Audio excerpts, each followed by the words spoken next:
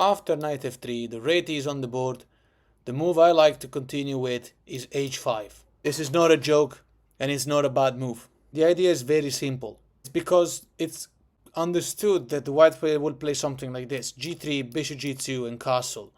And what we want to do is basically pushing the pawn up and disrupt white from his intentions. So here now we're going to see three options. And sooner than you think, you're going to be able to beat the Réti all the time. This has been my revolutionary weapon that allowed me to beat the Réti so far in every single tournament game that I happen to play against it. So the moves we're going to see are going to be c4 or g3 or h4 immediately. Let's start with c4. This is some sort of transposition into an English, but it's not really. Okay, h4 comes now. And white already gives up the idea of playing g3 and bishop g2. That cannot happen anymore without serious repercussions. You're going to see why. Let's make an example. g3. Okay, take the pawn immediately. The h-pawn cannot take back because the rook will be taking the rook. It's pinned. So after pawn takes back, c5 comes right now. Understand the principle behind it. We are controlling the square d4. White cannot push d4 because then we will take the pawn and then the pawn in e3, e2 will be isolated. And white's structure will look very poor. So let's go on with development. Bishop g2 and now g6. This is how you will develop the bishop, especially because here in the English version of the Réti, we'll call it like that, there's a pawn in c4 and c5, so it's kind of like, you know, the symmetrical English. Obviously, you're not going to be able to develop the bishop this diagonal, so you're going to do it from the fianchetto, and it's going to be a monster bishop. Castle, bishop g7, and now knight c3. If you're wondering, like, what about d4 and just swap everything? Look, the structure becomes ugly. You take, knight takes back, obviously, and now knight to c6. And we have enough attackers here. If white were to play e3 defending the knight, well, before we see that, let's see what happens when knight takes immediately, okay? Here, check. Queen b6 check. And obviously there's no way to block without us just recapturing and with a better initiative. The black player is going to take with the d pawn, by the way, in order to release the bishop on the strong diagonal. These are very important principles, okay? Taking with the b pawn will be silly. This bishop will be penalized, and you want to play this move and also play the other rook into an open file. So let's see, king h1. Okay, recapture the knight. And now knight to c3, normal developing move. Knight to f6. And here's the plan. h3 cannot happen because you're going to take. And the funny thing is that everything loses right now. Let's make an example. Queen c2, innocent move. Just developing the queen, preparing rook d1. Also because this bishop had nowhere interesting to go to. And either way, even if, let's say, instead of queen c2, bishop f4, either way, the move is knight g4. And you're winning. Game over. You're threatening checkmate. Rook h2 is checkmate. And this is all unstoppable. You wonder, let's say, for example, h4. Doesn't that stop everything? Okay, well, knight f2 check. And we're winning the exchange. Besides, these two pawns are going to fall very soon. So we can cut the line here. Unless you want to go on and see what happens if the white player does have an escape from this. No, too late. Rook takes h4. Boom! It's an incredible move. The king won't be able to go anywhere without running into a discovered check. So even after taking the rook, let's say bishop to e5 check. There are no squares for the king except this one in g1. But now double check. King h1 only move, and now the checkmate that we all know. Queen check, and rook is forced to take it, and knight f2 is mate. So let's take it from the start. Knight f3, h5. Okay, we're looking at the English version of the Réti. h4. And we're looking at the g3 idea. Is the white player in time to be able to do the whole fianchetto thing normally? No, take. Has to take with the f-pawn, c5. Bishop develop, g6, fianchettoing. It's very important that you fianchetto that bishop. It's the best way. So castle, bishop g7, and we were looking at d4. Okay, take. Knight takes, and now knight c6. So here in this position, earlier we went through knight takes and queen b6 check and so on. What happens if our opponent defends the knight and hopes that we will take reuniting the pawn structure? That would be terrible. Well, e3 does defend the knight. It does give the extra support. So we play knight e5 with attacking a pawn. So after b3, which gives the white player potentially the chance to develop the bishop, because this bishop cannot really develop this side of the board. Okay, d6. And after bishop to b2, looks like a completely normal game, but now knight to g4. We got what we wanted. d6 allowed our bishop to defend the square g4, and now we're going to h2. We got two pieces going to h2. This cannot really be stopped. There's an interesting move you might want to look at, but it doesn't work. I'm going to show it first. Knight to e6. The knight is going straight into the opponent, I mean in our territory, but the idea is that then we're going to be the white player will take the bishop in g7. This is not a problem. Take with the bishop develop, and after bishop takes, the rook simply takes here. And you don't have to worry about this knight being disrupted from there with the king being able to take our rook, because it's all safe. Let's say, oh, by the way, let's make a normal move like queen e2, just to make an example here, to talk about what we're threatening. We're threatening f6. We're winning this bishop. You play king f7 and you take the bishop. The bishop is trapped. Our opponent will have to pay attention to that. If white plays knight to d2, just to show you the level of tactics, the amount of tactics that appear when your development is better than your opponent. You just take here, right? Check, and you win a piece. You can't really take back because you got a massive fork. And in this position, we went through what happens after the interesting move, knight e6. It doesn't work. Well, the best move will be queen f3. Obviously, we can't really play knight h2 with a fork on the rook and queen, because the queen and rook together are threatening f7, the deadly attack. So you play knight 8 to f6, and now we're neutralized that attack. What to do? Okay, h3, kicking away the knight. And the best move is not knight h2, but rather knight to e5, attacking the queen. And when the queen moves, bishop to h3. This is the more accurate way to continue. You don't really want to give up the knight for the rook in that position, because our knight is so much stronger, it's well developed, and our opponent would have just lost the exchange, yes, but he could have continued the game. In this case, we are keeping the initiative on. Right, so we saw enough about that line. Let's see something else now. So we're looking at knight f3, h5, and now c4. We're making a recap. h4. g3, trying to fianchetto. Too late, because you take, and now c5. Bishop g2, g6. Castle, bishop g7. And now we went enough through d4, and everything that happens next is just wrong, because remember, the pawn in e will be asserted. So let's see, knight c3, normal move. Okay, knight c6 comes, and now again, any idea of like d4 will not be seen, because we've seen stuff like that. Let's see this one, d3, keeping united pawn chain and the bishop being releasable, the dark square bishop. d6. And now the best move by white would be rook b1, removing the rook from this very strong diagonal. And now black continues with bishop to g4. So understand what's going on here. A move like queen to b3 cannot be played. This is just an example, so you understand what's going on. Here, well, queen b3 is a thematic move. It's there to attack this pawn. You just play queen d7, and now the queen is doing nothing. e4, how do we take this? The idea of the white player will obviously be considering that our king isn't really castled anywhere, so the white player might be interested in swap his central pawns. Now, how do we punish this? You simply take the knight. Knight takes back, bishop check. So e4 was the move that lost the capacity for the white player to play e3, right? By playing e4, you compromise that. You can't play e3, and now this bishop check is devastating. King to h1, and now simply queen to h3. Unstoppable mate. So in this position, a move like queen b3 is completely wrong. Know how to punish it. What happens after the normal e3? So this move, like, you know, it looks like it allows the control of the central squares, but still, knight f6. And now we're better, because white player will never be able to push h3 without losing it. The bishop will never, therefore, be kicked out from this square. It will always be attacking this knight. And idea like queen d7 is always possible. Let's see what happens after this move, b4. This is the thematic move. It's a pawn sacrifice, but it activates the rook, and so on. This actually doesn't work. You take the pawn, and now after knight to d5, that has to happen, obviously, to put more attack over b4.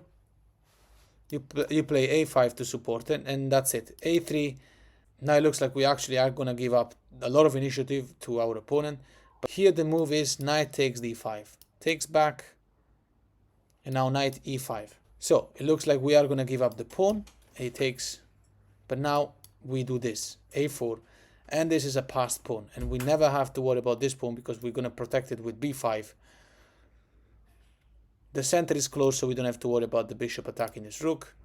If white plays b5 first, a3.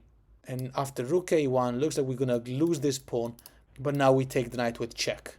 Bishop takes. And after taking the rook and losing this bishop, you play a2. And that's it, you're completely winning. Last attempt by white will be queen f3, with the idea of going here. Then you simply play f5. So let's take it from the start. h5 and then c4, h4. So we mentioned how g3 here just ruins the fianchetto. It's not going to happen. What happens after h3? This looks like a normal move because it stops the whole thing. Well, try to understand you've already caused enough damage, because now the white player will not be able to play g3 anyway. You're going to take. And so white doesn't have that option anymore. And then after castling, this rook will be strong. So anyway, c5 comes now. Let's look at this idea. d4 now. Okay, take. Knight takes back. Knight f6. Of course, not knight c6. We don't need to play that because then the knight will take. Then we have to take back with the b pawn. But then we can't push d5 because this bishop will be penalized. And then d5, take. We want to avoid that. Knight c3. And now d5. Our opponent gave us the d pawn for the c pawn, but we're doing the same thing now. But it's because we don't want to be suffocated in lack of development. d5 is thematic. Before we see what happens after pawn takes, and it's going to be like probably in the next video, let's look at this move, e3, which is there to allow the development of the bishop. So it's a typical Queen's Gambit player, right? So you take the pawn and then they take with the bishop. Now here you punish this immediately with e5. Threatening to win a piece. And now there's two moves we're going to look at. One of them, knight f3 or knight to b5. Knight f3 will be met with e4. Attacking the knight again. After knight d4, bishop to d6. The center belongs to us. And before we go deeply into the c takes d5 moves, which will be in the next video, which will come straight after this, let's look at this idea. Knight d to b5, attacking the bishop, threatening to win the bishop pair. We punish it with bishop e5. And now, any example, let's say bishop e2 developing, a6 wins the game. It will go like this, a6, knight a3, and now you castle. You castle because when the pawn is in h4 and the bishop didn't go, well, the bishop couldn't go through the fianchetto, in that case, then if the bishop was in the fianchetto, we will leave the rook here. But since the pawn is stuck here with this one, and the white player clearly has no intention of playing g3 anytime, opening the file, then we need to castle because this file is closed. So let's make an example here now. Let's look at this move.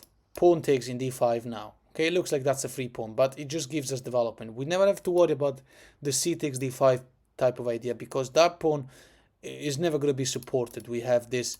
There's a pawn in e3 stopping the development of this bishop. The bishop can't go to g5 to pin a knight. That means the knight will be defending e4. Rook e8 comes now, and after castle, b5. But you see how now our knights, the opponent's knights, don't have much mobility. Now you're threatening b4 winning. So knight c2 has to happen. You can't play b4 because bishop takes. So knight c2 and now bishop to c7. And this is where I wanted to get. At the end of all this, this is how you punish this e3 type of idea by white, because you lock it. You don't care about c takes in d5 because now you're threatening this type of move, queen d6 and then checkmate. Of course, this can be stopped temporarily, but it forces our opponent to give up material. So white will have to play d6. And so that if we take the queen, then white can swap everything and then reduce the initiative. We just take with the bishop. Now, there's plenty of things that can happen. I'm going to have to stop the line here because we've discussed a lot of ideas, and it's difficult that your opponent will play like a computer and resist all the way. Position is just slightly better for black at this point, but what matters is you understand the principles behind it, and this is only going to be a draw if you play against stockfish late, basically. So let's look at this, for example, b3, the idea to develop the bishop in the only diagonal where that's possible. Black will play rook a7. The idea is to put the rook on the same file as the opponent queen and exploit the very badly placed white pieces. Okay, bishop b2 developing, knight to c6, going on with development, knight to d4, improving the position of the pieces, takes. And now pawn takes means that white will isolate the pawn, queen takes, rook d7, threatening bishop h2, winning the game. There's no coming back already, because believe it or not, the queen is trapped. Even if white plays knight d5, it's the only move that seems possible. You play bishop e5, and you got loads of attack over this knight. So if the queen moves, you're winning a lot of material. If the knight takes us with check first, bishop takes, the attack remains here, and you're winning a lot of material. So in this position, earlier we went through a normal developing move, bishop e2, and see how it gave us the possibility to play a6 and all of that initiative that we're seizing. What happens if white plays the early c takes d5, right? Gives up on the idea of being taken so that the bishop can take back and simply takes in d5. This is perfectly fine. There's nothing wrong. If anything, it's a good move by white, of course. Castle. You go on with development. You don't care. Bishop to c4 here. You just punish this type of move. Remember, you never memorize the moves. You just look at the patterns and see how to penalize it. For example, you see in this type of game when the dark square bishop remains locked in and there's a pawn in e3 and one in e4, you're always going to have that possibility to play bishop c7, queen d6, and then go for that threat. In this case, not yet, obviously. Here you punish it with this. a6, knight goes to a3. Oh, let's say, for example, you might argue knight d4. Okay, go on exactly like before. Rook e8. Your pawn in e6 stops and the opponent knights to come to b5, allowing you to play bishop c7. You always have the idea of playing knight d7, knight c5, by the way. So, castle, knight b d7. Now, what you need to understand is that there's no mobility for our opponent pieces. Think about it. g3 can't happen because you have double attack on it. f4 can't happen. You will take en passant, and when the knight takes back, b5 attacking the bishop. Whatever this knight wants to do to our bishop, you can take back. But the bishop, let's say, moves. Now bishop to b7. You won a tempo, and eventually you're going to recapture this pawn with better development. Okay, you might wonder, okay, our opponent can take a bishop pair. Now that's not something you have to worry about. Take with the rook, and this will apply pressure on the most backward pawn. Well, now you might argue that white can play e4, and these two pawns are glued together. Well, this is a passed pawn. But no, remember you played b4. The knight has to move, let's say knight a4. And this is a pawn you're winning. There's no compensation here. But yeah, I'll go a little bit deeper and explore a few more lines in the next video. So here in this position, earlier we went through knight back to d4 and see how to take the ideas. Let's look at knight a3. This is very similar to before. You just play b5. It's perfectly fine to expand on the queen side, because this bishop will be sitting well in b7, bishop b3, and now the winning move obviously is not b4, because white will play knight a3 with an attack on this bishop, so it's going to save everything. You play knight to d7, and now b4 is a real threat. Always remember this type of move. So let's see, knight to c2, saving the knight, knight to c5, and after castle, rook to 8. Are you starting to see the same moves? These are all the best moves, but you start to recognize the patterns. This is how you're going to play them. These moves are never going to betray you. Okay, let's look at this. Knight d4. You recognize something similar? Okay, bishop to c7, exploiting the close center to go for a cheeky checkmate attempt. Knight to c6, now for example, attacking the queen. This will be punished with queen d6, just to make an example. Let's look at other scenarios now. Let's take this from the start, and we're going to explore still in this move, c4, h4, and now h3, the boring variation. You go on with c5, d4, you take, knight takes back, knight f6, knight c3, d5, okay, e3, and then we're looking at e5. Earlier we went through knight f3. What happens after the immediate knight to d5? Okay, you attack it straight away. You don't have to fear that knight in these positions. Knight a3 and now d4. This is how you punish the white player in this variation. Okay, take. We got a passed pawn. Knight moves, let's say a4. Check. If you block with the queen, I win a knight. If you block with the bishop, attack, bishop to b4. Double attack. The idea is to take this bishop, queen has to take back, and then you win the knight for free. So our opponent will have to do what? knight to b1 to protect the bishop further. Bishop takes bishop here, doesn't work because queen check. The knight can't return to c3 because of the pawn. The queen can't block because then you win the knight. King e2 would be really just game over. Let's just say that. So knight to b1 and now bishop to d7, finalizing the attack over this knight. So we're gonna win that piece. And remember, look, bishop takes, queen takes, just in case you didn't believe me. King e2 now here. You don't even win the free piece here. The best move is actually castle. Position evaluated -6 or something like that.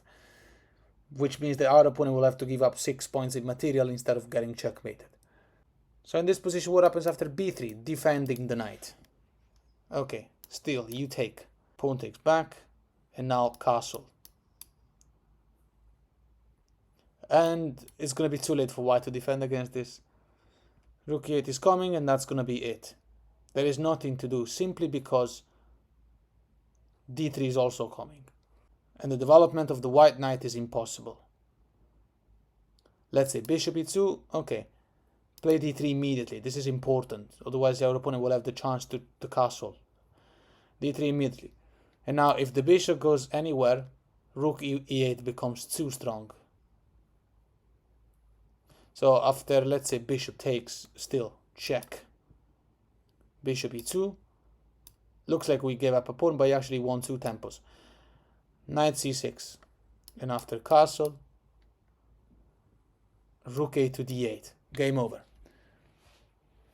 And by the way, it's not like white had the castle or didn't have the castle. If white hadn't castled, you're still going to play knight d4, putting more pressure over the pinned piece.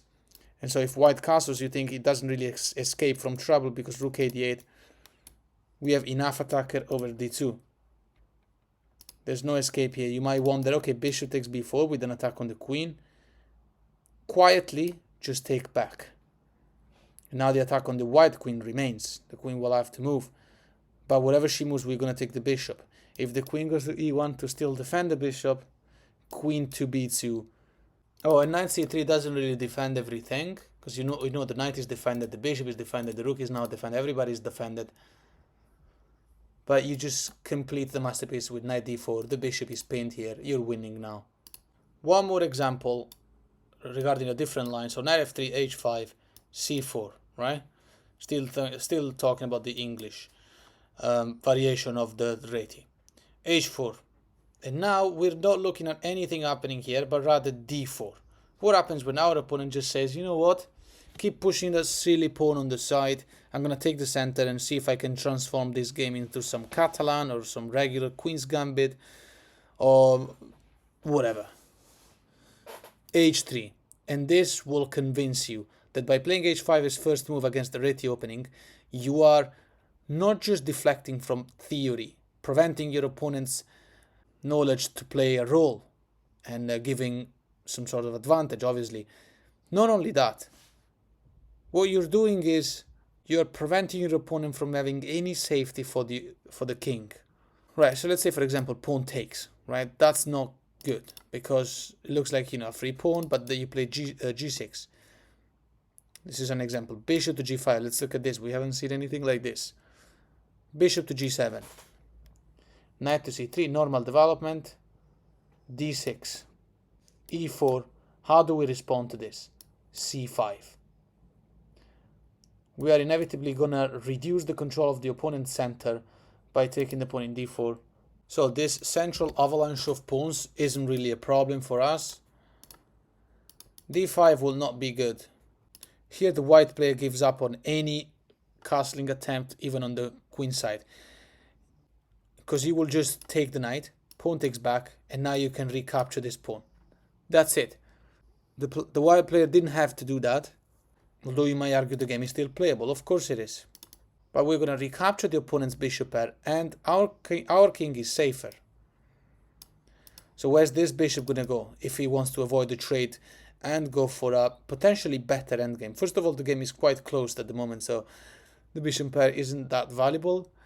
But, bishop d3 will be kind of stuck behind the pawns. Bishop e2 looks like a normal developing move. You play now bishop to g2. Attacking the rook. And remember that bishop taking in h3 would have been just a favorable swap. Rook to g1, only move. And now bishop takes knight, bishop takes back, and now you play knight to d7. When the knight gets to go to this square, it will become really strong.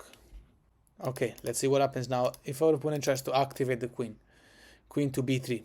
You can ignore it and take the pawn. That is your best move. Let's make an example. You take the pawn, queen takes here, and knight e5. Attacks this bishop, attacks this pawn. This is something that cannot be ignored anymore. You can argue that bishop e2 defends the pawn and saves the bishop. But now black plays king to f8 to get some safety. Since we can't really castle anymore, the idea is to play rook to b8 and then put the rook on b2. Okay, so what happens after rook to b1? Stopping us from playing rook b8. Knight to f6. Going for e4. Obviously this trade will be favorable for black because after taking back, our opponent queen will not be able to go to any single square where she can try to double up with the white rook. So we'll be kind of stuck there, and the white rook will never be able to move because we can always play rook b8, always threatening that. And now you can argue, okay, f4. This looks so good for white, but look, the position is like minus 380, minus 4 or something like that. And it's been like this for a while. Knight e to d7 comes now. Just don't worry about these many pawns that are coming here in the center because they are not well placed. This weakness, we didn't give up the bishop pair for the knight in c3 for no reason. These pawns are never really going to push because we've got these three pawns here, e7, d6, e5, that are just so solid. Besides, now the threat of rook b8 is really strong. There's no coming back here. Queen to c6, you might wonder. But remember, you're taking this pawn in e4. So back in this position, remember, we're looking now at the variation where g takes h3. It's a free pawn for the moment. Okay, bishop g5, bishop to g7, knight c3, d6. Normal moves. And nothing stops you from taking here. Although you don't need to do it now. And you don't even care about doing it. You might wonder, okay, h4. Doesn't the white player preserve the possibility to not lose that pawn and keep the pawn advantage? Okay, but that allows us to play bishop to g4, and that's going to be there forever. No one's going to get rid of that bishop. For example, okay, you can say, okay, h3 can still happen. But now you take the knight. Pawn takes back, and you got doubled isolated pawns. We'll talk about this deeper in the next line. If you stick around for the next minutes, we're going to explore something like that. So in this position, let's not go through h4. Let's go on through e4, as we were seeing before, and then c5. We went through what happens with this pawn structure, nothing much. Now you can argue what happens if pawn takes in c5. This looks so natural because then you take back and the queen swaps and king takes, and it goes to a very boring endgame, and it's going to be difficult to establish an advantage already. But here, thematic move, pawn, bishop takes, pawn takes back, white has a triple pawn. And now, surprisingly, you do take. Queen takes, king takes. We lost our right to castle, but we never really cared. Rook d1 check, king back to e8, h4. Why is this a better endgame for black? Because of the pawn structure. Look, isolated pawn in a2, isolated in c4 and c3, and isolated on the h5. Our pawn structure instead is perfect. So, the only thing that white can do to try and win this endgame is to preserve the material. White is up a pawn, and he's got the bishop pair. But both of them are on borrowed time. Black goes on with knight f6. If white takes as we take back, we're always happy about this specific swap. Because the more swaps happen in a position where the opponent pawn structure is bad, the more likely you are to win the rook endgame. Okay, bishop g2 developing, knight c6. And here, a move like e5, don't be tricked, this is bad, because knight e4 comes and you're attacking here, here, here. But most importantly, you're threatening to keep the initiative going. Bishop g4, the idea to play f6, the knight is defending f6, so even if pawn takes, the bishop will have to move again. Then you can take this knight and then you can carry on, rook h4. You're clamping on the weaknesses of the opponent. Let's see what happens if white plays bishop to d2, defending the square c3, because from there we will have also attacked a2, would have been great. Bishop to g4, pinning the knight, h3 attacking the bishop, what do? Take, and now rook h4. That's the usual way for you to recapture the pawn in h that was taken at the beginning of the game.